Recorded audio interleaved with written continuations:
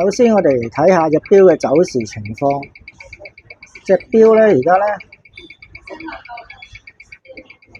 係走時咧係快咗好多嘅，證明佢呢隻錶咧啲油已經唔平均啦，同埋入邊個機器好污糟啦，所以咧就需要洗油啦。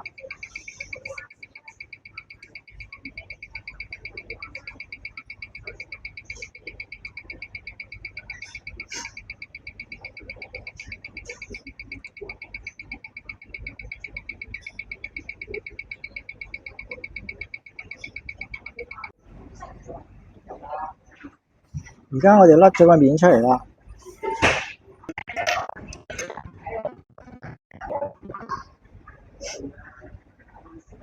跟住我哋甩咗個螺絲出嚟啦。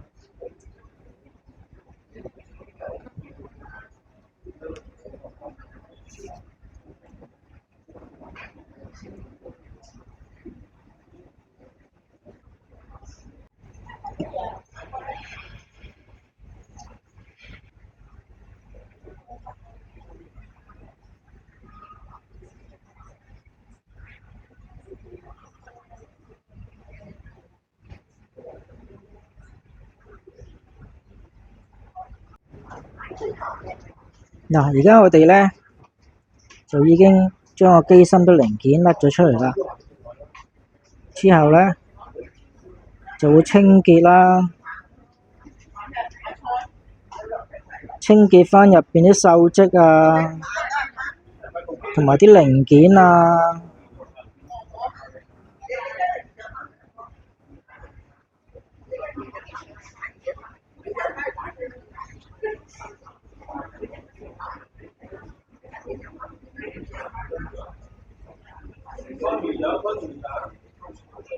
好明顯見到個機芯入晒水，生鏽，仲幾嚴重添。個機芯都起晒一點點鏽跡啦。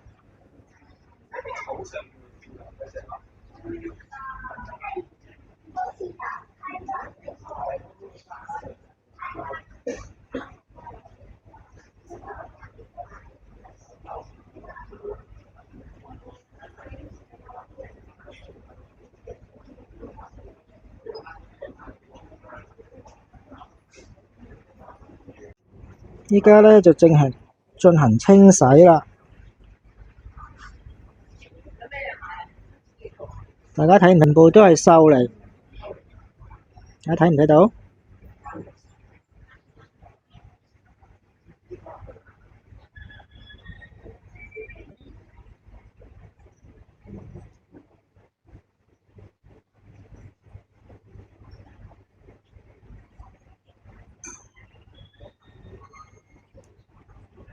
全部都係啲鏽積住晒個機芯，啲鏽粉幾犀利，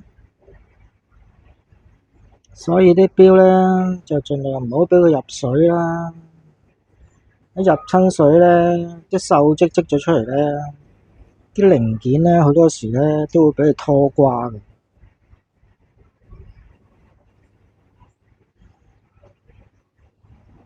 睇唔睇到幾多鏽跡？我就鍾意逐件零件去清洗嘅，慢慢檢查啦，檢查一下，睇下佢有冇啲鏽啊，洗唔乾淨啊，清潔唔乾淨啊，都會影響個機芯行走㗎。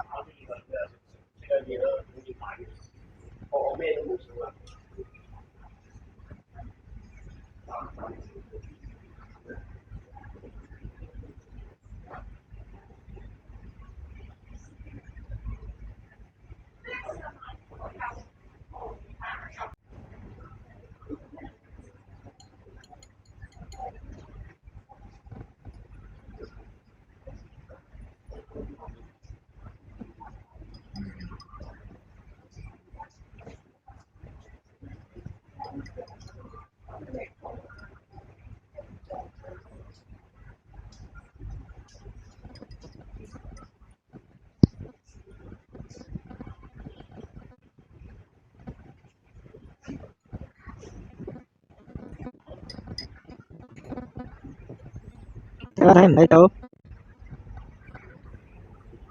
個機芯？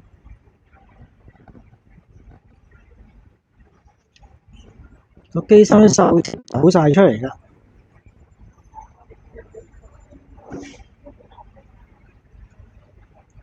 啲洗機器嘅油都黃晒，全部都係鐵粉，睇唔睇到？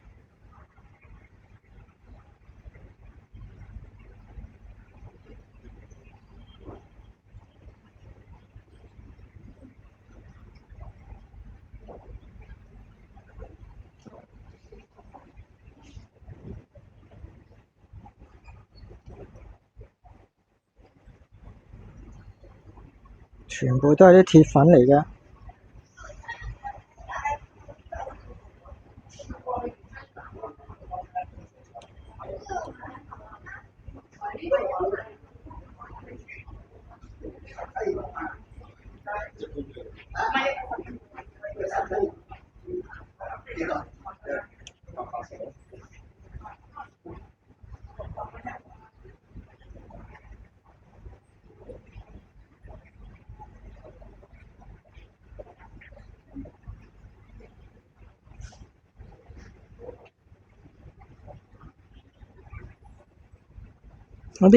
啲客人就問我哋啦，點解啲機芯會生鏽嘅呢？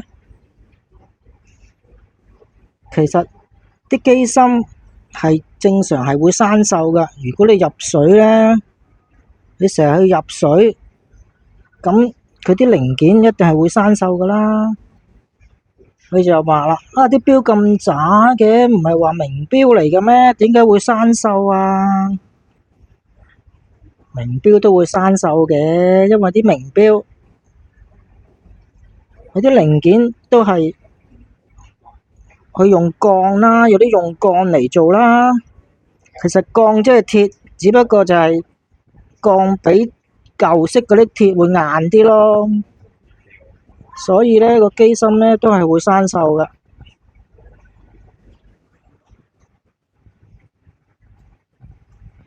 帝陀、勞力士、亞米加所有錶，你浸咗水都係會生鏽㗎。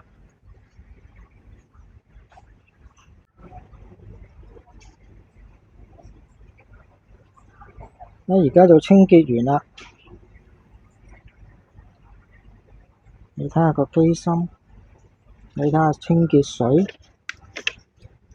全部都係黃晒嘅，啲鏽跡、啲鏽粉全部甩晒出嚟嘅。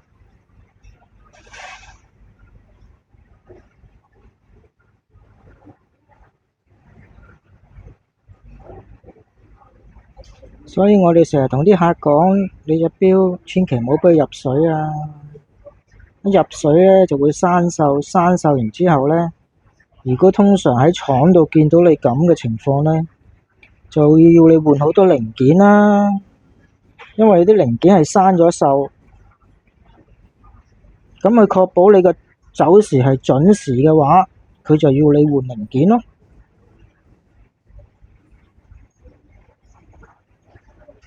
因為有啲人整完隻錶好嚴格噶嘛，所以你隻錶一生鏽，咁你如果攞返廠整，咪要你換零件咯。因為個個人都認為返廠整完隻錶會好準時噶嘛，咁廠為咗確保佢哋自己嘅名聲，佢咪盡量要你換零件咯。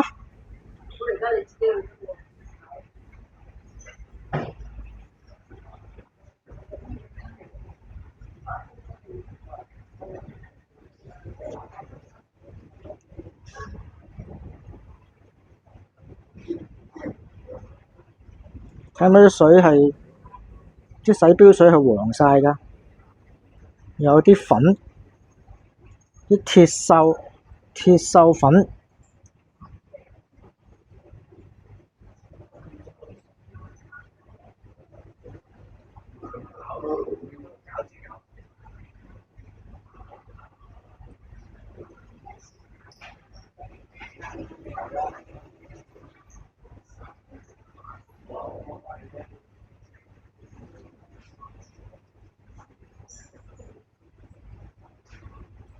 通常我哋整錶就要成隻打散嚟整嘅。